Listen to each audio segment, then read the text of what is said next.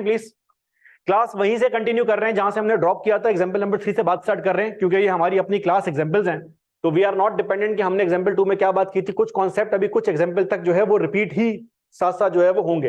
अच्छा, एक काम अपने पास ये कीजिएगा, जो आपने एग्जांपल नंबर 1 से भी स्टार्ट किया है, अपने रजिस्टर में जाके एग्जांपल नंबर 1 के टॉप पे नोट कर लीजिएगा basic level concepts.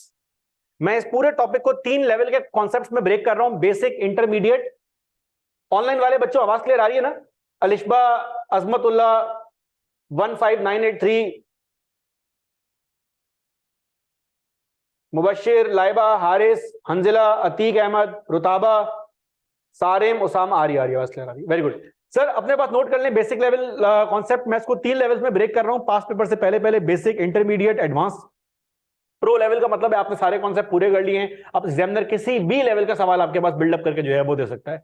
Sir, process costing हमने बारे में बात करना स्टार्ट ये की, वो इंडस्ट्रीज जहां पर प्रोडक्शन कंटिन्यूस फॉर्म के अंदर हो रही है, सुबह शाम मेरे पास यहां से इनपुट ऐड हो रहा है और सुबह शाम मेरे पास आउटपुट बाहर आ रहा है।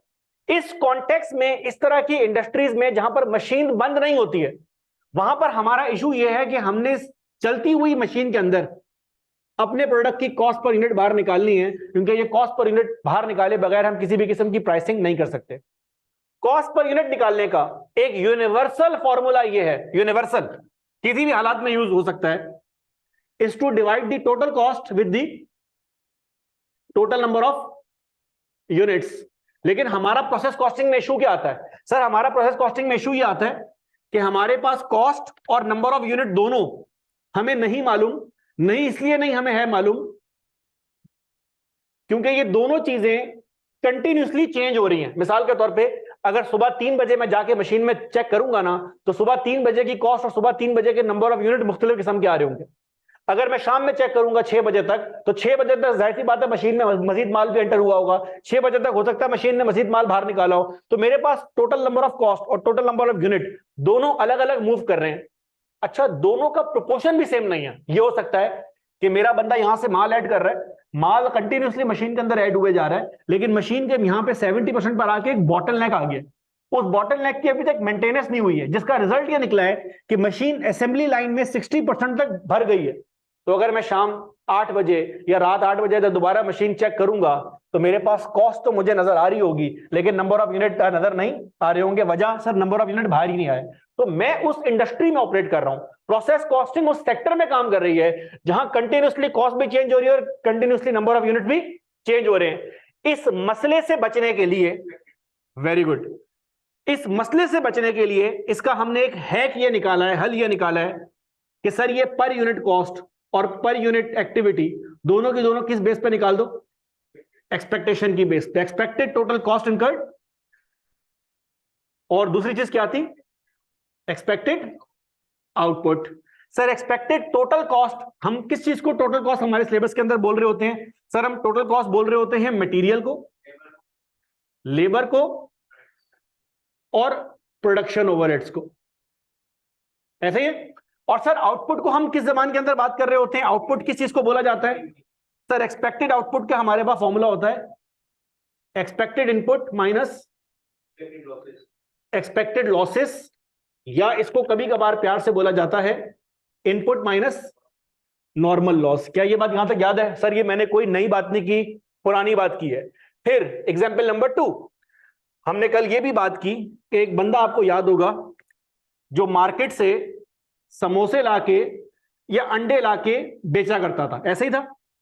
और सर, मार्केट से शहर से मार्केट से आते आते रास्ते में 2 समोसे या 2 अंडे खराब हो जाया करते थे। तो मैंने वहां पर एक छोटी सी बात आपके साथ ये की, बेटा ये जो 2 यूनिट का रास्ते में लॉस हो रहा है, ये लॉस हम किससे रिकवर करेंगे? तो जितने भी इन 100 यूनिट्स की 12 यूनिट्स की कॉस्ट आ रही है, इस कॉस्ट को हम डिवाइड करेंगे 10 यूनिट्स के साथ। वजह, ये नॉर्मल लॉस की कॉस्ट हम नॉर्मल यूनिट के अंदर जो है वो ट्रांसफर कर देंगे, तो वो भी जो भी नुकसान हो रहा है वो भी हमें पे करना पड़ रहा है। आपके मोहल्ले में आपके पीएमटी के साथ 10 घर एसोसिएटेड हैं, हर घर का बिल जो है वो 2 लाख रुपए आता है, तो 10 घरों का बिल क्या आना चाहिए? 20 लाख रुपए। लेकिन अगर आपकी गली में 5 घर वाले ऐसे हैं जो बिल पे नहीं करते लेकिन बिजली इस्तेमाल करते हैं, तो फिर क्या होगा? सर, आपके पीएमटी का जो 20 लाख का बिल है ना, वो 10 लोगों से रिकवर करने के बजाय वो 5 लोगों से रिकवर करना स्टार्ट कर देगा। इसकी एक और एग्जांपल मैं आपको ये दूं, मैं हर दफा एग्जांपल जो है वो देता हूं, लेकिन ये रियल एग्जांपल है, आपकी जेब के ऊपर इसका बर्डन आ रहा है। अगर आपका घर हसन स्क्वायर के आसपास है तो आपकी बिजली का बिल बाकी अपार्टमेंट्स की बिजली के बिल के मुकाबले ज्यादा आ रहा है, क्योंकि आपके घर के नीचे लाइन से मछली वाले बैठे हुए रोड के ऊपर और वो बत्ती ऑन करके बैठे हैं। वो जो बत्तियों का बिल है, वो जो कुंडा उन्होंने मारा हुआ है, उस एरिया में से जो बिजली बाहर निकलती है वो के इलेक्ट्रिक अपनी जेब से तो पे नहीं कर रहा, तो मछली वाला बेसिकली जो प्रॉफिट अर्न कर रहा है वो प्रॉफिट आपके थ्रू अर्न कर रहा है, आपके बिजली के बिल के थ्रू जो है वो अर्न कर रहा है। और अभी भी वो मछली वाला नेक है, वो ज्यादा नुकसान आपको दे नहीं रहा, क्योंकि अगर उसने कुंडा मार के कोई और काम करना स्टार्ट कर दिया तो आपको ज्यादा कॉस्ट पड़ेगी। इसकी मैं क्लासिकल एग्जांपल ये बताता हूँ, रियल केस आपको मैं बता रहा हूँ। हमारे एक जानने वाले हैं, उनका बच्चा ओए लेवल्स में था, तो अंकल अपने बच्चे की बहुत तारीफ करते थे, टाइट बच्चा है, बड़ा प्यारा बच्चा है, बड़ा ज़हीन बच्चा है माशाल्लाह, आजकल घर बैठ के पैसे कमा रहा है। मैंने कहा भाई ऐसा क्या काम कर रहा है कि घर बैठ के पैसे कमा रहा है? तो अंकल ने कहा भाई वो ऑनलाइन कुछ जो है वो गेम वेम करता है, क्रिप्टो शिप्टो करता है। तब ये क्रिप्टो नया नया आया था, ये इतनी पुरानी बात है कि तब माइनिंग वाइनिंग का भी सीन होता था, लोग माइन कर लिया करते थे कॉइन। आप मशीन जो है वो छोड़ दें, मशीन प्रोसेसिंग के अंदर काम करती रहती है। To cut a long story short, आपकी मशीन इक्वेशन सॉल्व करती रहती है, उसके लिए you need high powered machine. Laptop ये काम नहीं कर सकते आजकल के। उस बच्चे ने घर पे बैठ के एक मशीन बनाई, कार्ड मंगवाया, प्रोसेस करना स्टार्ट किया, अंकल खुश कि घर बैठ के पैसे कमा रहा है। और बच्चा पैसे कमा रहा था, बच्चे ने कुछ महीने पैसे कमाए, लेकिन कुछ महीने बाद अंकल का बिजली का बिल आया टाइट करके। तो जब अंकल का बिजली का बिल टाइट करके आया तो अंकल बड़े हुए परेशान, के इलेक्ट्रिक गए फड्डा करने, अच्छे वेल कनेक्टेड थे अंकल, हमें कोई छोटी पार्टी भी जो है वो नहीं थे। तो जब के इलेक्ट्रिक वाले आए, उन्होंने चेक किया, उन्होंने कहा भाई बिजली आपके पास से इस्तेमाल हो रही है। फिर ट्रेस करना स्टार्ट किया कहां से इस्तेमाल हो रही है। उन्होंने भी के इलेक्ट्रिक में आगे पीछे बंदे घुमाए, हालांकि के इलेक्ट्रिक आपको पता है वो तो अपनी सीट से भी नहीं उठते। उन्होंने पता किया भाई बिजली कहां पे जा रही है, पता चला बिजली घर में इस्तेमाल हो रही।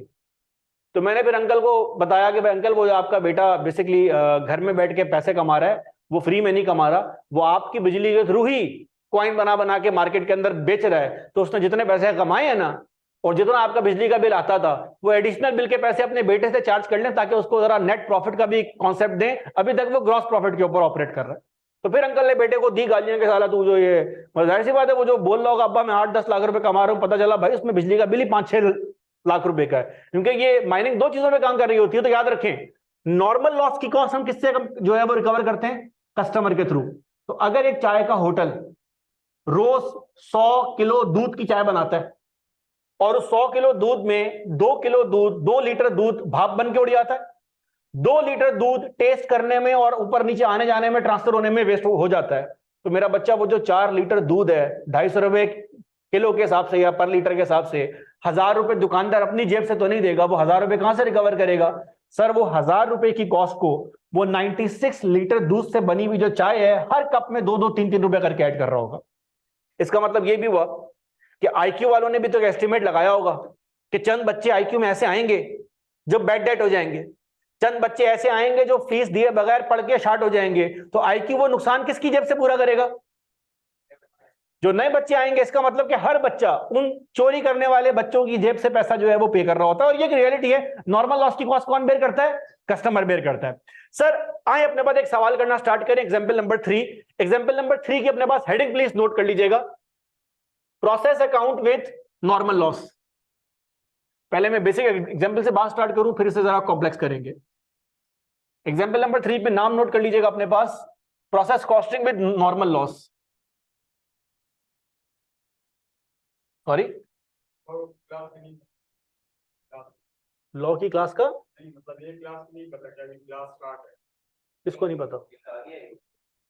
मतलब इन्होंने जो टेबल भेजा था ना उसमें ये क्लास यार, क्योंकि इन्होंने 6 बजे बैठ के डिसाइड किया था कि क्लास जो है वो लगानी है। दोस्त मुझे बात आपकी समझ नहीं, कौन से दोस्त हैं आपके? यार वीडियो पॉज कर दे भाई थोड़ा देर, मेरा बच्चा। मसला नहीं है ये, इसका यूट्यूब पे रिकॉर्डिंग आ जाएगी, वो कोई ऐसा इशू नहीं है। Normal loss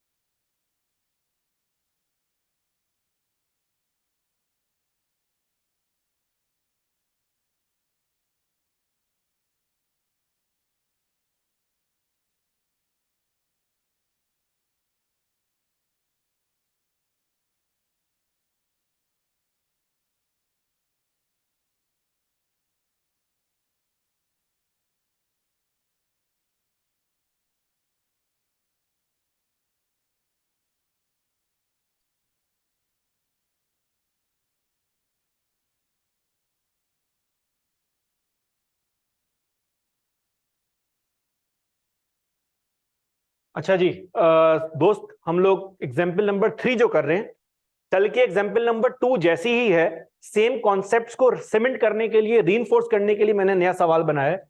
but you will realise one thing here, यहां पर रिक्वायरमेंट को मैंने 4 स्टेप में ब्रेक कर दिया है। मैंने जो आपसे वादा किया था मैं उस पर कायम हूं, दोबारा से बता रहा हूं। आपने सिर्फ क्लास में आना है, बाकी जिम्मेदारी आपके पास मेरे हाथों में है। इसका मतलब जितने सवाल आपके पास आएंगे, जितनी पेपर के अंदर रिक्वायरमेंट आती है, वो सब आप क्लास एग्जाम्पल के अंदर जो है वो करेंगे। तो ये जो 4 रिक्वायरमेंट मैंने आपके सामने लिखी है, ये मेरा स्टाइल नहीं है, एग्जामिनर का स्टाइल है। कभी कभार वो रिक्वायरमेंट को जो हम कल काम कर रहे थे वही काम हम आज भी करेंगे, लेकिन उस रिक्वायरमेंट को वो 4 हिस्सों में ब्रेक कर रहा है। अब इसको कैसे डील करना है, एग्जाम में क्या होता है, सवाल नोट करें, एक नाकाम कोशिश करें, फिर हम इसको बोर्ड पे करते हैं। बोर्ड के ऊपर आए, सवाल को सॉल्व करें। मेरा बच्चा, एक अदद मशीन है सवाल में, अभी भी अगर आप गौर करें तो इस मशीन में कितना माल ऐड हो रहा है, 6000। और इस मशीन से एक्चुअल माल बाहर कितना आया, 4800। तकरीबन 1200 यूनिट ऐसे हैं विच आर अनअकाउंटेड फॉर, नहीं पता कहां गए। सर ये 1200 यूनिट कहां कहां जा सकते हैं? बेटा एक पॉसिबिलिटी ये है कि 1200 में से कुछ यूनिट आपके पास इनकम्प्लीट हो, मशीन के अंदर ही हो, लेकिन सवाल में ऐसी कोई इंफॉर्मेशन है नहीं, अभी होगी भी नहीं। आप बेसिक कॉन्सेप्ट में हैं, जब आप इंटरमीडिएट में जाएंगे तो ये मसला आना स्टार्ट होगा कि कुछ यूनिट मशीन में रह जाएंगे। सर एक चांस ये कि ये जो 1200 यूनिट शॉर्ट हैं, ये शॉर्ट यूनिट्स बेसिकली भाप बन के उड़ गए हैं लॉसेस की फॉर्म में। अब हमने ये चेक करना है कि ये जो 1200 यूनिट का लॉस हुआ है, ये लॉस एक्सपेक्टेड था कि नहीं था।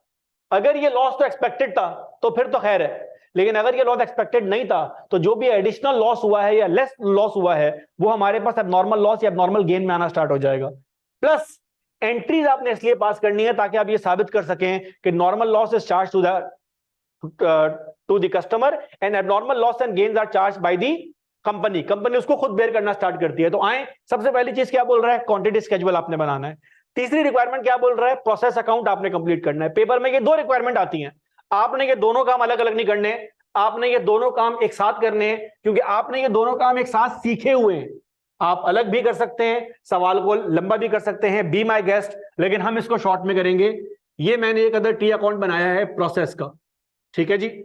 मुझे बताएं मेरा बच्चा, मटेरियल कितना ऐड हुआ है, 6000 यूनिट, और इसकी कॉस्ट क्या आ रही है, कितनी आ रही है, 3 लाख, पक्की बात है। अच्छा, डायरेक्ट लेबर की कॉस्ट क्या आ रही है, 1,80,000। ये बात आपको पता है कि direct material and direct labour and all the direct cost are charge directly to process account, और जो इनडायरेक्ट एक्सपेंस, इनडायरेक्ट लेबर और इनडायरेक्ट रॉ मटेरियल है वो कहां चार्ज होता है। अच्छा, एक्सपेंस हमारे पास आ रहा है डायरेक्ट, कितना आ रहा है, 40,000। अब मेरी बात जरा याद रखना, आई कैप में जितने भी पास पेपर आज तक आए हैं, किसी प्रोसेस के सवाल में डायरेक्ट एक्सपेंस नहीं आया हुआ, किसी एक सवाल में भी नहीं आया हुआ। ये एक इत्तेफाक है, क्योंकि एक्सपेंस को वो मटेरियल के अंदर सप्लाईज में शामिल करके बोलते थे इतना का रॉ मटेरियल आपके पास आया है। कल को अगर पेपर में आ जाए ना, तो खुदा का वास्ता बिदक नहीं जाना कि यार एक्सपेंस कहां से आ गया, आज तक नहीं आया हुआ। आज क्लास का बेसिक क्लास का कॉन्सेप्ट याद रखना, ये मैं बेसिक लेवल पे बता रहा हूं, लेकिन बच्चे को स्टम्प करने के लिए ये भी बहुत है कि पेपर में एक्सपेंस आ जाए, और तुमने 20 पास पेपर सॉल्व किए, किसी एक में भी नहीं है एक्सपेंस। कॉन्सेप्ट याद रखना, डायरेक्ट मटेरियल डायरेक्ट लेबर कहां होता है चार्ज, WIP में, तो डायरेक्ट एक्सपेंस कहां होगा चार्ज, और indirect material indirect labour indirect expense कहां होता है चार्ज। अच्छा, एक बात। दूसरी बात, प्रोडक्शन ओवरहेड फिक्स वाले अंदाजे की बेस पर एब्जॉर्ब होते हैं।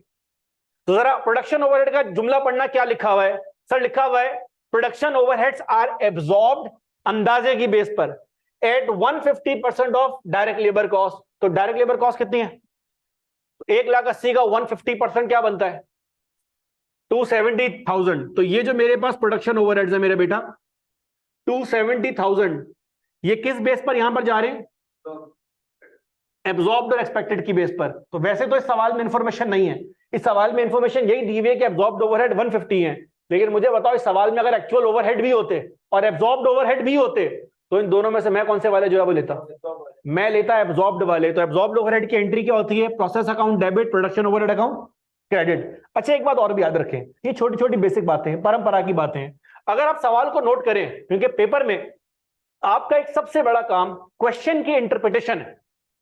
मेरे और आपके मुकाबले में क्या फर्क है, आप बेसिकली पेपर के अंदर सवाल को देख के खुद से इंटरप्रेट जो है वो कर रहे होंगे।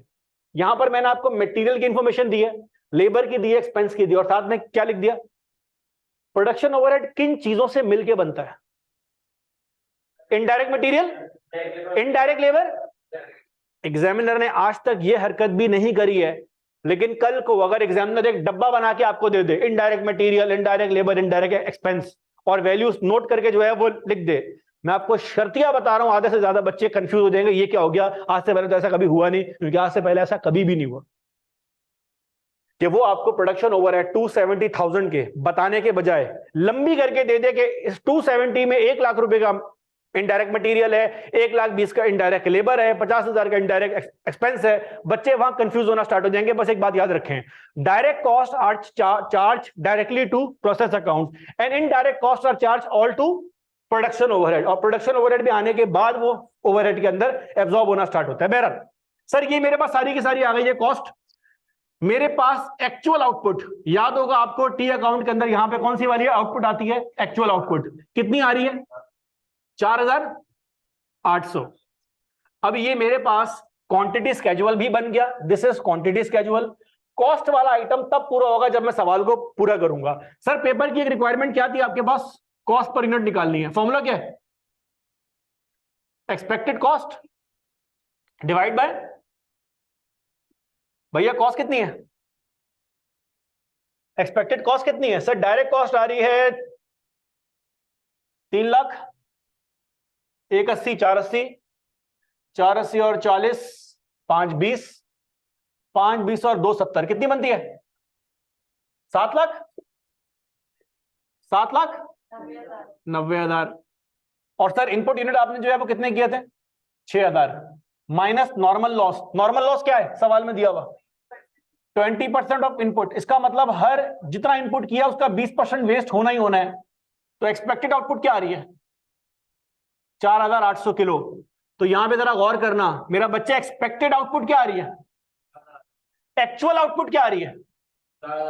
इसका मतलब कि जो भी आपके पास लॉस आ रहा है, जितना भी आपके पास लॉस है, वो सारे का सारा नॉर्मल लॉस है। किसी भी किस्म की नॉर्मलिटी यहां पे एग्जिस्ट नहीं करती। तो मैं यहां पे जाऊंगा, लिखूंगा नॉर्मल लॉस कितने यूनिट्स हैं? 1200। 4,800 और 1200 कितने हो गए? और यहां पे इनपुट कितने का किया था? 6,000। ये जो काम मैंने किया है, ये काम, इसको हमारी जबान में क्वांटिटी स्केड्यूल बोला जाता है। आप चाहें तो इसका अलग से टी अकाउंट भी बना सकते हैं, मैं इसको मर्ज करके बनाता हूं आदतन। सर अलग से बनाने की जरूरत आती है? कभी कभार आती है। कभी कभार सवाल इतना कॉम्प्लिकेट हो जाता है कि बच्चा उससे मैथ्स में कंफ्यूज करना स्टार्ट कर देता है, क्योंकि लोग ये समझते हैं कि ये दोनों कॉरेस्पॉन्डिंग है। ये कॉरेस्पॉन्डिंग नहीं है। आप इनको अलग से भी बना सकते हैं, साथ में भी बिल्डअप कर सकते हैं। 95% क्वेश्चन में आप साथ बनाएंगे, आपको नहीं मसला होगा। तो वो 5% को जब मैं आपको बोर्ड पे करवाऊंगा तो आप आइडेंटिफाई फौरन से कर लेंगे। क्वांटिटी स्केड्यूल आपके पास हो गया है। कॉस्ट पर यूनिट आपके पास आ गई है। कॉस्ट पर यूनिट क्या आ रही है भैया? 160.58 1 किलो की कॉस्ट है। तो मैं अपने टी अकाउंट में गया, एक कॉलम और बना देता हूं पर यूनिट का। वैसे कोई कॉलम होता तो नहीं है। कॉस्ट कितनी आ रही है? 164.58। इस पूरी वैल्यू को 4,800 से जरा मल्टीप्लाई मारना, 78,99820 ऐसा। यार एक काम करें, कैलकुलेटर कौन सी कंपनी का? एक ही बच्चा यूज कर रहे हैं। कैलकुलेटर में जाएं प्लीज। 7,90,000 डिवाइड बाय 4,800, कितना आंसर आ रहा है? पूरी वैल्यू को जो भी आपके पास आ रही है 4,800 से मल्टीप्लाई करें, वापसी पूरा 7,90,000 आना चाहिए। अगर कोई राउंड ऑफ वैल्यू ऊपर नीचे हो रही है तो वो बेसिकली कैलकुलेटर की वजह से हो रही है। अगर आप फोन वाला यूज कर रहे हैं तो आपने पॉइंट ऊपर नीचे किया तो वैल्यू ऊपर नीचे हो जाएगी। तो ये कॉस्ट आपके पास कितनी आ रही है? 7,90,000। तो पेपर की 3 रिक्वायरमेंट थी, कौन कौन सी थी मेरे बच्चे? ये रहा, क्वांटिटी स्केड्यूल हो गया। दूसरी रिक्वायरमेंट क्या थी? कॉस्ट पर यूनिट हो गई। तीसरी रिक्वायरमेंट क्या थी? प्रोसेस अकाउंट पूरा हो गया। चौथी रिक्वायरमेंट क्या है? एंट्रीज पास करनी है। अच्छा कुछ एंट्रीज आपको आती हैं, ये वाली एंट्री आप पास कर चुके हैं, बार बार पास करने की अब जरूरत नहीं है, आपके रजिस्टर में है। Issue of direct material to process, WIP account debit, material control account credit 3 lakh से। Direct labour work in the production department, process account debit, accrued labour credit, याद होगा। Absorbed overhead credit, process account debit. आपने इस side की entry पास करनी है भैया। इस साइड की पहली एंट्री क्या पास हो रही है? Finish goods account debit. कितने से? 7,90,000 से। किसके अगेंस्ट? मटेरियल की 3 स्टेजेस होती है, कौन कौन सी? रॉ मटेरियल, WIP और फिनिश गुड। माल बन गया तो मशीन में से कम कर दिया, वेयर हाउस के अंदर हमने इंक्रीज कर दिया, 7,90,000। और दूसरी एंट्री पास होगी नॉर्मल लॉस की। क्या एंट्री है भैया? Normal loss account debit. कितने से? 1,200 से। ये अब याद रखना, ये जो तुम लोगों ने बेवकूफी का मुजाहरा किया है, ये भूलना नहीं। सर क्या बेवकूफी की है इसमें हमने? मेरा बच्चा, एंट्रीज हमेशा पैसों की पास होती हैं, एंट्री यूनिट की पास नहीं होती। तो आपने 1,200 यूनिट डेबिट कर दिया और 1,200 यूनिट क्रेडिट जो है वो किया है। ये 1,200 यूनिट आपने किया, याद रखना ये रुपीस में आता है। नॉर्मल लॉस की इस सवाल में कोई एंट्री नहीं है। वजह? क्योंकि नॉर्मल लॉस की कोई वैल्यू नहीं है, ये भाप बन के उड़ गया है। तो ये गलती करके अपने पास रजिस्टर में छापो और ये क्रॉस मार लेना, क्योंकि बहुत सारे लोग ये भंड भी मार रहे होते हैं, यूनिट्स की एंट्रियां पास कर रहे होते हैं। भैया double entry transaction book keeping system monetary value का होता है, नंबर ऑफ यूनिट्स का नहीं होता। सवाल कॉपी कर लें। जी बेटा बोले।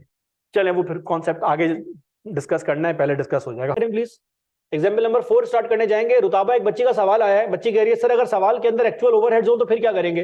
बिल्कुल, सवाल के अंदर एक्चुअल ओवरहेड्स होंगे। पास पेपर में 2 से 3 सवाल ऐसे आ चुके हैं और मैं आपको बता रहा हूं कि आपने ये गलती नहीं करनी। अगर सवाल में एक्चुअल ओवरहेड्स भी हों और एब्जॉर्ब्ड ओवरहेड भी हो तो प्रोसेस अकाउंट में कौन सा वाला जो है वो जाएगा? एब्जॉर्ब्ड वाला। ये मेरे बोलने के बावजूद जब मैं आपके सामने पास पेपर शो करूंगा आपसे, तब भी ये मिस्टेक एक दफा जरूर होगी, क्योंकि देखें आदत भी एक नाम का हिस्सा होती है। सर अगर मुझसे ना हुई तो कोई बात नहीं भाई, पाकिस्तान में 5% लोग हमेशा ऐसे होते हैं जो अनयूजुअल किस्म के होते हैं, मुबारक हो आप उन लोगों में, लेकिन ये गलती फिर भी लोगों से हो रही होती है। बट ये गलती करने की नहीं है, गलती अवॉइड करने की है। तो सवाल में कभी कभार दोनों ओवरहेड आ जाते हैं। सर अगली एग्जाम्पल की तरफ आए भैया। इस सवाल का जो नाम है, शाहजेब भाई नाम में एंड में बताऊंगा। बच्चों इस सवाल की हेडिंग हम बाद में लगाएंगे, नाम बाद में रख लेते हैं, पहले कॉन्सेप्ट पैदा कर लें। कितना इनपुट किया मेरे बच्चे? 5,000 इनपुट किया। वहां मशीन से बाहर कितना आ रहा है? 3,000। तो अगर 5,000 इनपुट है और 3,000 बाहर आ रहा है और मशीन के अंदर कुछ रिमेनिंग है भी नहीं, तो यकीनन भाप बन के जो है वो कितना उड़ गया? ये 2,000 मेरे पास क्या है? लॉसेस। अब मुझे नहीं पता ये लॉसेस किस किस्म के हैं, ये एक्सपेक्टेशन में आ रहे हैं कि नहीं आ रहे। मुझे चेक करना है कि एक्सपेक्टेशन का हिस्सा थे कि नहीं थे। सर एक्सपेक्टेशन के बारे में क्या बोल रहा है? बोल रहा है normal loss is 25% of input. तो अगर नॉर्मल लॉस इनपुट का 25% है तो मुझे बच्चे इनपुट का 25% क्या बनता है? 1,200। अच्छा, वो बोल रहा है 1,250 यूनिट नॉर्मल लॉस के अंदर आते हैं, लेकिन लॉस हो कितना रहा है? 2,000। इसका मतलब इस लॉस के 2 हिस्से बन रहे हैं। कौन कौन से? एक नॉर्मल लॉस है जो मैंने एक्सपेक्ट किया था कि होना है, एक एबनॉर्मल लॉस है जो मेरी एक्सपेक्टेशन में नहीं था। नॉर्मल लॉस जो है वो कितना है? एबनॉर्मल लॉस कितना है? 750। ये बात आपको समझ आ गई ना? नॉर्मल लॉस की जो कॉस्ट है वो कौन बेयर करता है? और वो कस्टमर ऐसे बेयर करता है कि तुम नंबर ऑफ यूनिट में से वो नंबर ऑफ यूनिट रिमूव कर देते हो। लेकिन एबनॉर्मल लॉस कस्टमर बेयर नहीं करेगा। कस्टमर बोलेगा ये मेरी गलती नहीं है, आपकी गलती है। अगर ये आपकी गलती है तो ये कौन बेयर करेगा? ये कंपनी खुद बेयर करेगी। और अगर कंपनी खुद बेयर कर रही है तो कंपनी को यकीनन प्रॉफिट एंड लॉस में धचका पहुंचेगा। हमें सवाल में इसको जो है वो ट्रेस करना है। अपने पास ये सवाल छापें, 2 मिनट दे रहा हूं, एक नाकाम कोशिश खुद से करें, अटेम्प्ट करें, देखें टी अकाउंट बनाए कहां तक आप पहुंच रहे हैं। पुश करें सवाल को, आपने सही नहीं करना, आपने सॉल्व करना है। Then will do it on board और फिर आप अपनी मिस्टेक जो है वो ट्रेस करते रहें। सेम मेथड सेम पैटर्न आपने फॉलो करना है। थोड़ी देर में आपको आदत हो जाएगी और फिर आपको इस आदत की जरूरत भी नहीं रहेगी, क्योंकि कॉन्सेप्ट आपके दिमाग में बैठ चुका हो। सर की तरफ कैमरा मोड़े यार। रिकॉर्डिंग ऑफ तो नहीं थी भाई? सही है, रिकॉर्डिंग ऑन रखनी है। सर आए जरा इस सवाल को सॉल्व करें। इनपुट यूनिट्स कितने मेरे बच्चे? मटेरियल कितना ऐड किया है? कितने रुपए का? 100 रुपए के हिसाब से 5 लाख का। लेबर कॉस्ट कितनी है? 4 लाख। प्रोडक्शन ओवरहेड्स एब्जॉर्ब्ड कितने? 8 लाख। लिखा हुआ है 200% ऑफ कॉस्ट। ठीक हो गया मेरे भाई। अच्छा, क्वांटिटी स्केड्यूल में आ जाएं मेरे भाई। एक्चुअल आउटपुट क्या है? फिनिश गुड्स एक्चुअल में कितने? 3,000। नॉर्मल लॉस जो है वो क्या आ रहा था? अब तो आप डायरेक्ट कैलकुलेटर के ऊपर, उंगलियों के ऊपर भी जो है वो निकाल सकते हैं। नॉर्मल लॉस के बारे में बोल रहा है it is how much % of input? तो 5000 का 25% कितना बनता है? 1250। तो सर ये जो यूनिट शॉर्ट हो रहे हैं ये क्या चीज है? कितने? 750। तो ये मेरे पास जो मैंने सबसे पहले आइटम बनाया है बोर्ड के ऊपर, इसको क्या बोलते हैं आपकी जबान में? Quantity schedule. आपने पूरा कर दिया है। 5000 का इनपुट हुआ है, 3000 आउटपुट में गया है, 1250 नॉर्मल लॉस था और 750 एबनॉर्मल लॉस था। नॉर्मल लॉस की कॉस्ट कौन बेयर करता है? एबनॉर्मल लॉस की कॉस्ट कौन बेयर करता है? हमारी कंपनी खुद। अगली रिक्वायरमेंट क्या थी? Cost per unit. Total cost incurred कितनी है? टोटल कॉस्ट मेरे भाई कितनी है? 5 4 9 9 8 17 लाख। इस 17 लाख को मैं डिवाइड किससे करूंगा? Very good. इस 17 लाख को मैं डिवाइड करूंगा 3750। बेटा ये 3750 है क्या चीज? Expected output. एक्चुअल में कितनी हुई है? 3000 एक्चुअल में हुई है, तो बाकी 750 कहां गया? तो जो भी कॉस्ट एक यूनिट की आ रही है, 750 नॉर्मल लॉस होने का मतलब है वो मेरी जेब के ऊपर आ जाएगी। कैसे? 17 लाख डिवाइडेड बाय 3750 कितना आता है दोस्त? 453.33। बहुत बड़ी आ रही होगी वैल्यू, ऐसा ही है। एक यूनिट ऑलमोस्ट 453 रुपए का बन रहा है। अब जरा कॉस्टिंग चेक करना। अगर एक यूनिट 453 का बन रहा है तो मुझे बताएं 3000 यूनिट की कॉस्ट क्या बनती है? 135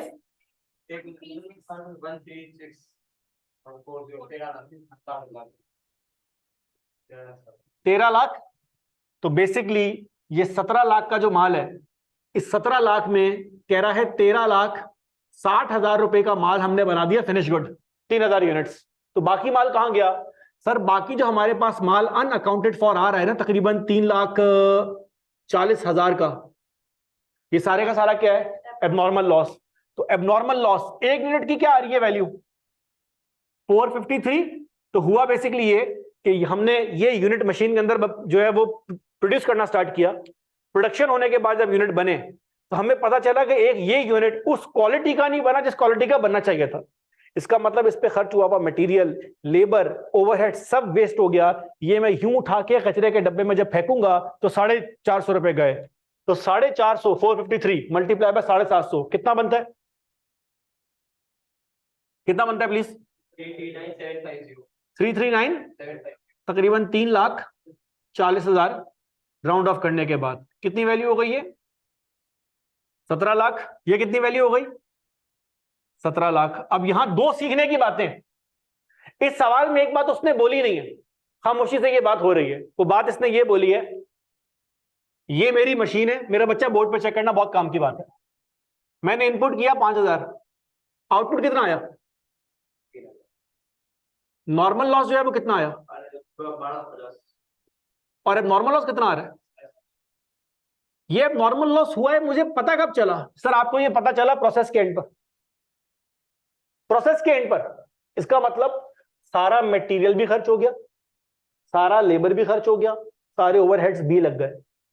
लेकिन रियल लाइफ में ऐसा तो नहीं होता होगा।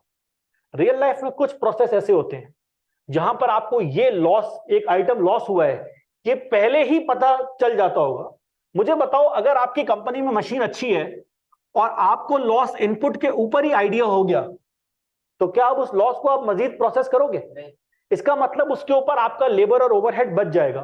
तो एक कॉमन सेंस का सवाल, कॉस्टिंग को साइड पे फेंकें, बिजनेस की नेचर को अपने माइंड में रखें। लॉस देर से पता चलना अच्छी बात है कि लॉस जल्दी पता चलना? कोई तुम्हें धोखा देने वाला है, ये देर से पता चलना अच्छी बात है कि पहले पता चलना अच्छी बात है? सर कम से कम नुकसान कम होगा। अगर तुम्हें नुकसान एंड में जाके होगा तो नुकसान का रेट ज्यादा होगा। तो जो जुमला भी मैं आपको बता रहा हूं, आपने अपने रजिस्टर में नोट करना है। ये जुमला एसीसीए वाले बच्चे याद करते हैं, याद आपने भी करना है, लेकिन आपके पास ये जुमला एप्लीकेबल नहीं होता। जुमला नोट करें अपने पास please. Abnormal loss and abnormal gains, ये बोर्ड पे है भी लिखा हुआ। Abnormal loss and abnormal gains are valued at full production cost. Abnormal loss and abnormal gains are valued at full production cost. मजे की बात, इसी जगह बच्चों के एग्जाम में बीपीपी और कैटलॉन की किट में ये बकायदा एमसीक्यू होता है, जिसमें बच्चा इस सवाल के जवाब में सही जो है वो निशान मार रहा होता है। इस जुमले में मसला कोई नहीं है, जुमला सही है। Abnormal loss is valued at full production cost. Machine बंद हुई, पता चला 750 यूनिट का वेस्ट है, 450 का 1 यूनिट हमारे पास बन रहा है, तो ये 450 का नुकसान मैं अपनी जेब के ऊपर लूंगा। ये 450 हम बेयर करेंगे क्योंकि आपके रजिस्टर में लिखा हुआ है। दोबारा नोट करें, आज पॉइंट नंबर 2 नोट करें please. Normal loss is borne by the customer. Normal loss is borne by the customer, and abnormal loss is charged to profit and loss account. Abnormal loss is charged to the profit and loss account. ये जो आपने अंग्रेजी में लिखा है, इसका उर्दू में मतलब ये है कि एबनॉर्मल लॉस की कॉस्ट हम बेयर करेंगे, ये नुकसान हमारे ऊपर आएगा, ये हमें अपने मुनाफे में से करना है माइनस। के इलेक्ट्रिक को असूलन ये चाहिए कि जिनसे वो बिल रिकवर नहीं कर पा रही वो नुकसान वो बेयर करें। भाई आपका साथ वाला बिल नहीं दे रहा, ये आपकी तो नहीं है गलती, वो नॉर्मल लॉस है, नॉर्मल लॉस नहीं है। लाइन लॉसेस नॉर्मल लॉस में आते हैं। वहां से मैंने 100 मिलियन यूनिट बिजली बनाई, रास्ते में आते आते शेड कर गई, असूलन तो जो अच्छी कंपनी होगी उसमें नॉर्मल लॉस भी नहीं होगा। अब ये जरा आप मुझे बताएं ना, आपको पता है यूके के अंदर लोगों के पास इलेक्ट्रिक बिल में प्रीपेड वर्जन भी होता है। प्रीपेड वर्जन का मतलब है कि आपने मीटर में अपना कार्ड ऐड किया, बिजली खर्च की, बिजली यूज की, आपका कार्ड खत्म, नहीं बिजली आप बाय कर लो। ये फिर अच्छा है, क्यों? क्योंकि वहां पर ये कंपनी 6 महीने बाद ये नहीं बोलेगी कि वो आपने भैया मार्च के महीने में या नवंबर के महीने में बिजली इस्तेमाल की थी, ठंड बहुत थी, रेट बहुत हाई था, आप अब दे दें। वो तो बोलेगा भागो यहां से, मैंने तो जो रेट था वो पे कर दिया। तो उनको अपनी कॉस्टिंग अच्छी करनी पड़ती है। यहां पर क्या करते हैं, अपनी सारी निकम्मी का जो बोझ है वो कंपनी के ऊपर फेंकना स्टार्ट कर देते हैं, भाई आपकी गलती थी, क्या आपने पैसे पे नहीं किए। तो नॉर्मली एबनॉर्मल लॉस हम बेयर करेंगे। तो आपने ये 2 बातें नोट की हैं। अब तीसरी बात नोट करने से पहले जरा गौर से बात सुनना। आपने पहला जुमला क्या लिखा है, normal loss are valued at, लेकिन ये बात तब सही होगी जब लॉस आइडेंटिफाई एंड में होगा। अगर लॉस आइडेंटिफाई पहले हो गया 50% के ऊपर, 80% पर, 20% पर, अच्छी बात है कि बुरी बात है? अच्छा, जितनी जल्दी लॉस पता चलेगा, मुझे पता चला ये मार्कर सही नहीं बन रहा, मैं उठा के बाहर फेंक दूंगा, तो मेरे पैसे बच जाएंगे। क्यों सर? उस मार्कर के ऊपर जो मजीद मेहनत करनी है वो मेहनत करने से आपकी बच जाएगी। इसका मतलब ये हुआ कि अगर किसी वेस्ट होने वाली चीज पे 450 रुपए की कॉस्ट आ रही है पूरे प्रोसेस के बाद, तो प्रोसेस के शुरू में उसको यकीनन कम कॉस्ट आएगी, 200 रुपए आएगी, 300 रुपए आएगी। इसका मतलब इस सवाल में लॉस आइडेंटिफाई एंड में हो रहे हैं। कहीं सवाल में लिखा हुआ है कि लॉसेस कहां पर हो रहे हैं आइडेंटिफाई? कोई इंफॉर्मेशन नहीं लिखी हुई। इसका मतलब आज के बाद याद रखना, पास पेपर के लिए, एग्जामिनर के लिए, अगर पेपर में कुछ नहीं लिखा हुआ कि लॉस आइडेंटिफाई कब हो रहा है, तो लॉस कब होगा? Identify at the. तो तीसरा जुमला नोट करो, if there is no information in the question, if there is no information in the question, then losses are identified at the end of the process. If there is no information in the question, then losses are identified at the end of the process.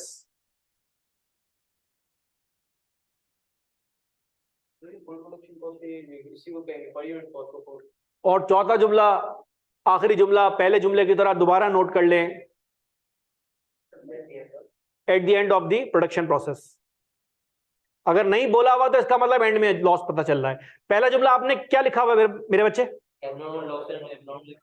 ये जुमला दोबारा note कर ले, abnormal loss are valued at full production cost, bracket में लेके note कर लीजिएगा, if losses are identified at the end. ये जुमला सही है, लेकिन सिर्फ तब सही है जब लॉस आइडेंटिफाई एंड में होता है।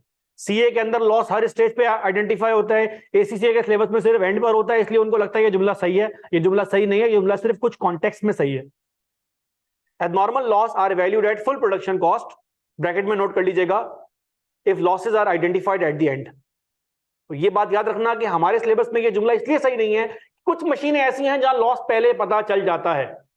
अच्छा जी भैया, आखिरी चीज, एंट्रीज पास करनी है। कौन कौन सी एंट्री पास हो रही है? फिनिश गुड्स अकाउंट डेबिट 13,60,000 थे, किसके अगेंस्ट मेरे भाई? WIP। 13,60,000। दूसरी एंट्री कौन सी पास हो रही है, जरा ध्यान करना please. Abnormal loss account debit, कितने से? 3,00,000। किसके अगेंस्ट? WIP के अगेंस्ट। तो बेटा इस सवाल में एक काम आपने और करना है, इस सवाल में एक जहमत आपकी बढ़ गई है। इस सवाल में आपने एक टी अकाउंट और बनाना है। मेरे पास बोर्ड पे नहीं है जगह, तो मैं छोटा सा एक टी अकाउंट बना रहा हूं। ये टी अकाउंट किस चीज का बनेगा? एबनॉर्मल लॉस का। इसमें मैं एंट्री पोस्ट कर दूं जो आपने यहां पर पोस्ट की हुई है। क्या एंट्री पोस्ट की हुई है आपने? एबनॉर्मल लॉस 3,40,000 से डेबिट हो रहा है, किसके अगेंस्ट?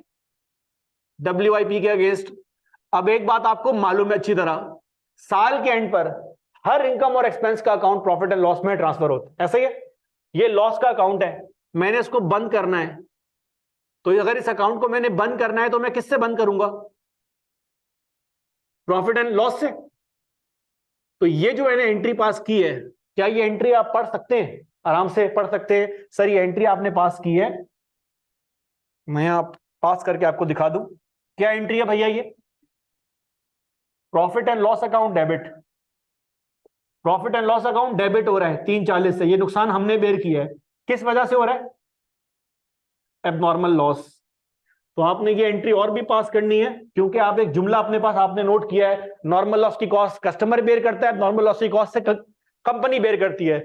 ये दो एंट्रीज इस बात का सबूत हैं, along with this T account, कि एबनॉर्मल लॉस की कॉस्ट कस्टमर बेयर करता है। और ये एंट्रीज एग्जामिनर अलग से रिक्वायरमेंट देके बोलता है कि 5 मार्क्स की 4 मार्क्स की एंट्रियां पास कर दो। ये 5 मार्क्स की नहीं है, ये 2 से 3 मार्क्स की है। इसमें अभी आहिस्ता आहिस्ता और भी एंट्रीज आएंगी, स्टेप बाय स्टेप आएंगे। बाय द वे, ये सवाल का कॉन्सेप्ट पैदा हो गया है। इस सवाल का नाम क्या रखना है? हेडिंग पे जाके नाम नोट करें प्लीज। इस सवाल में हेडिंग में जाके नाम नोट करें। शादिब भाई आप भी नोट कर लें, process account with normal and abnormal loss. Process account with normal and abnormal loss.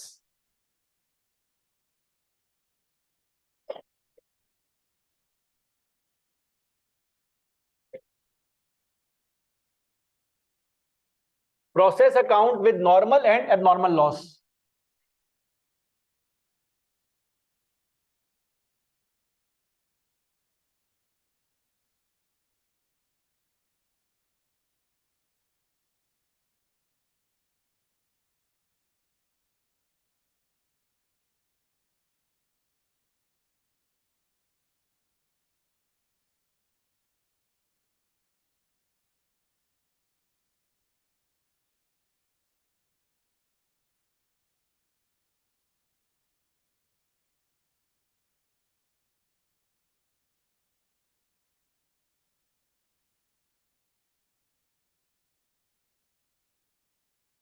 अच्छा जी, सर ये आंसर छाप लिया आप लोगों ने?